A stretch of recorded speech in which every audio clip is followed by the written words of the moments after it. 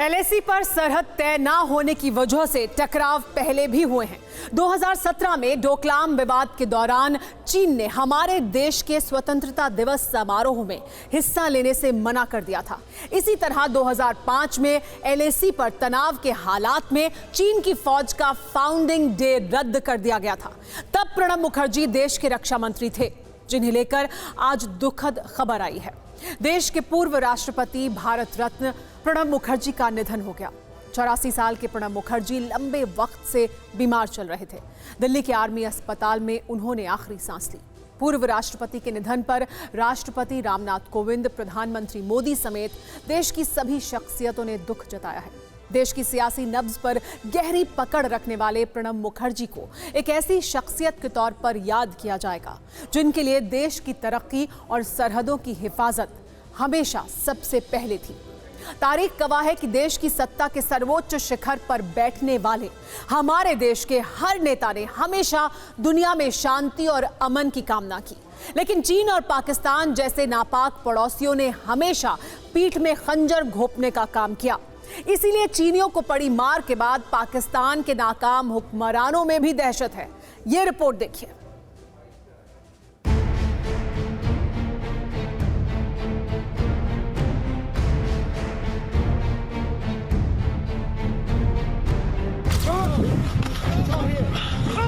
पेंगोंग के किनारों पर चीनियों को सबक क्या मिला? चीन के दत्तक पुत्र पाकिस्तानी हुक्मरानों को भी अपनी शामत नजर आने लगी।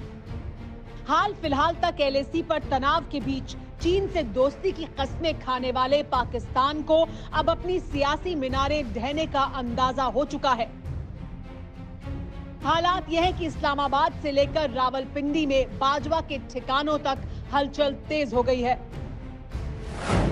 Pakistan army chief general Bajwa ने कोर कमांडर्स की मीटिंग बुलाई है। मीटिंग में एलओसी पर तनाव पर चर्चा की जाएगी। पाकिस्तानी आर्मी बॉर्डर के गांव खाली करा रही है। मीटिंग के बाद बाजवा की इमरान खान से मुलाकात होनी है। सवाल यह है कि झगड़ा तो हमारा और चीन का है, तो फिर पाकिस्तानियों का गला क्यों सूख रहा है? तो इसकी वजह है पाकिस्तान के महापाप का अड्डा पीओके, यानी पाकिस्तान के कब्जे वाला कश्मीर। पाकिस्तान को लगता है कि अगर एलएसी पर तनाव बरकरार रहता है तो पीओके में जल्द तिरंगा लहराना तय है। यही वजह है कि इमरान खान और बाजवा एक बार फिर मुजफ्फराबाद तक दौड़ लगाने वाले हैं। पाकिस्तान के खौफ की एक और बड़ी वजह है, मौजूदा वक्त में पाकिस्तान की रोजी रोटी चीन के रहमो करम पर ही चलती है।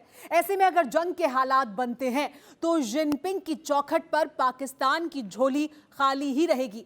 इसी वजह से पाकिस्तान अपने मालिक चीन की चाकरी में कोई कसर नहीं छोड़ रहा। वाह, मान गए, गुलाम हो तो ऐसा हो, वरना हो ही नहीं। खान साहब ने सिर्फ बात नहीं की, बल्कि चीन के आगे पूरी तरह नतमस्तक होने का ऐलानिया कबूलनामा कर लिया। वैसे इमरान खान के इस फ्रेंडली राग को हल्के में नहीं लिया जा सकता है। पाकिस्तान जिस तरह का धूर्त मुल्क है, उससे जंग के हालात में जिन्ना के वारिसों के ड्रैगन की नस्लों के पाले में जाने से इनकार नहीं किया जा सकता है। गलवान में हिंसक झड़प के बाद से ही हम लगातार तथ्यों, तस्वीरों और सबूतों के साथ चीन की हर साजिश से आपको वाकिफ कराते रहे हैं। जाहिर है आपके जहन में भी सवाल आता होगा कि आखिर चीन ही क्यों? देश में कई और भी मुद्दे हैं जिन्हें जिम्मेदार लोगों के सामने लाना जरूरी है। जब हर चैनल पर रिया चक्रवर्ती की ग्लैमरस तस्वीरें दिखाई जाती रहीं, सुशांत को इंसाफ दिलाने के नाम पर रिया चक्रवर्ती के नशे और ड्रग्स के शौक को परोसा जा रहा है। देश के और नशे के ऐसे ऐसे सामान के नाम सामने बताए जा रहे हैं जिन्हें किसी आम इंसान ने सुना तक नहीं होगा। सीबीआई सवाल कर रही है, लेकिन जांच से पहले ही टीवी चैनलों में होड़ मची है। रिया क्या कर रही है, रिया क्या कह रही है और क्यों कर रही थी, इन्हीं को लेकर बहस मुबाहिसों का दौर चलता रहता है। सुशांत देश का होनहार बेटा था, उसकी मौत का सच सामने आना ही चाहिए। हर कोई यही चाहता है, लेकिन आप तय कीजिए कि क्या सिर्फ यही देश का मुद्दा है?